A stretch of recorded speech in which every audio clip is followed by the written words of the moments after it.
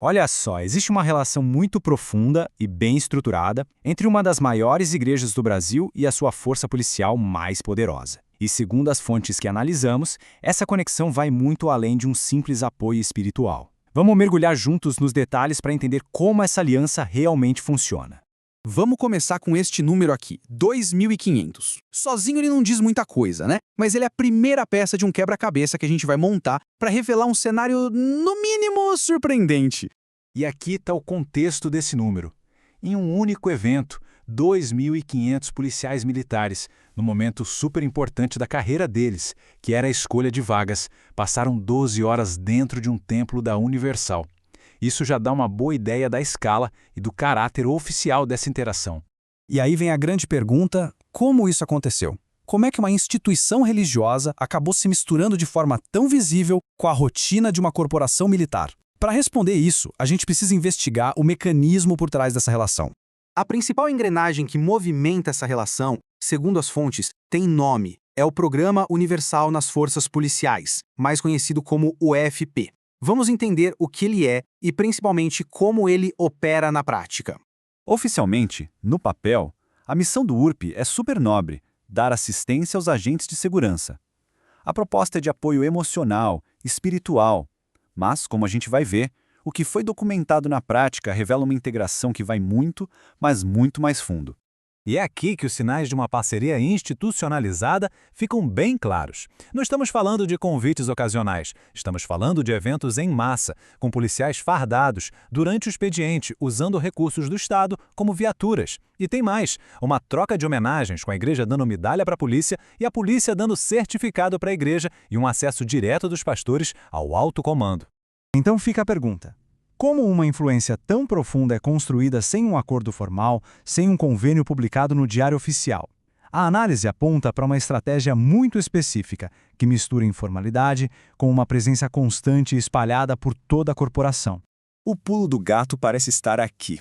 Baixa formalização significa que não tem contrato, não tem papel que possa ser fiscalizado pelo público. E alta capilaridade significa que a igreja está em todo lugar, oferecendo palestras, cedendo seus templos para eventos oficiais da polícia. É uma estratégia bem sutil e, pelo visto, extremamente eficiente. E essa tabela aqui, olha, deixa a vantagem estratégica desse modelo bem clara. Uma parceria formal com o Estado seria cara, burocrática, com muita fiscalização. Já o modelo informal permite que a igreja opere com uma flexibilidade enorme, evitando a prestação de contas e mantendo sempre a imagem de que é só um apoio voluntário.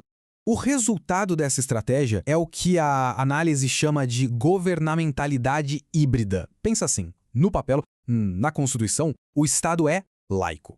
Mas na prática, no dia a dia, suas instituições mais importantes, como a polícia, se tornam porosas, abertas à influência constante de uma única igreja. Claro, um modelo como esse não funciona no vácuo, né? Ele precisa de um ambiente político favorável para crescer. Vamos olhar agora para a arquitetura política que, segundo as fontes, abre as portas para essa penetração institucional. As fontes são bem diretas aqui, descrevendo o Partido Republicanos como tendo uma ligação orgânica, estrutural com a Universal. Não é só uma aliança de momento, é uma estrutura onde a liderança da igreja e do partido se misturam. O próprio presidente nacional do partido é um bispo licenciado da igreja. E aqui a conexão se torna totalmente explícita. O governador do estado onde essa relação entre a PM e a Universal é mais forte e visível, que é São Paulo, pertence justamente a esse partido. Então, o ponto crucial, de acordo com a análise, é que essa filiação partidária no comando do governo estadual criou um ambiente que basicamente derrubou resistências internas. Isso permitiu que o programa da Universal ganhasse uma escala e uma legitimidade dentro da polícia que talvez antes não tivesse. Agora, a análise fica ainda mais profunda. Vamos sair um pouco dos fatores externos, da política e da estratégia, para olhar o impacto interno, psicológico.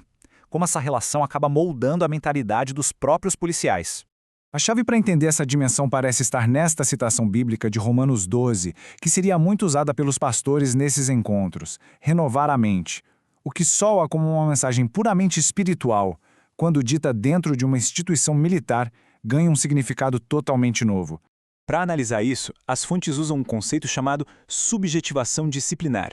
É um nome complicado para uma ideia até que simples. É a diferença entre alguém te obrigar a seguir uma regra e você acreditar tanto nela que passa a se policiar por conta própria. O controle deixa de ser externo e vira interno. A norma é absorvida como se fosse sua. E o que acontece aqui é uma sobreposição muito poderosa. A polícia já opera com base na disciplina externa, hierarquia, regras, punição. Aí a religião vem e introduz uma disciplina interna, autocontrole, vigilância dos pensamentos. O resultado? Uma reforça a outra, criando um sistema de controle muito mais completo.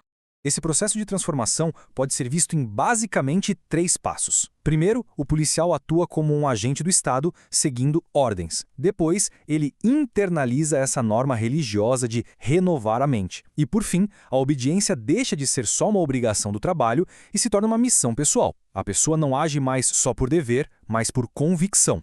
E essa lógica de submissão não fica só no quartel. A análise aponta que a mesma mentalidade de obediência e hierarquia que a igreja promove no ambiente familiar, por exemplo, é transportada para dentro da polícia. E isso se conectaria a um projeto político maior, que valoriza a ordem, a autoridade, fundindo a disciplina do soldado com a devoção do fiel. Diante disso tudo, é importante destacar os riscos que a análise aponta. Quando a obediência é internalizada como uma missão divina, a capacidade de questionar ordens ou a própria estrutura de autoridade pode diminuir muito. Aquela autonomia crítica, que é super importante para um agente público numa democracia, pode ficar comprometida. E tudo isso nos deixa com uma questão final, que é o coração de todo esse debate. Em um Estado que se define como laico, onde termina um apoio espiritual, que é legítimo, e onde começa uma influência que pode acabar moldando a própria natureza de uma instituição de segurança, achar essa linha é o grande desafio para equilibrar a liberdade religiosa e a neutralidade do Estado.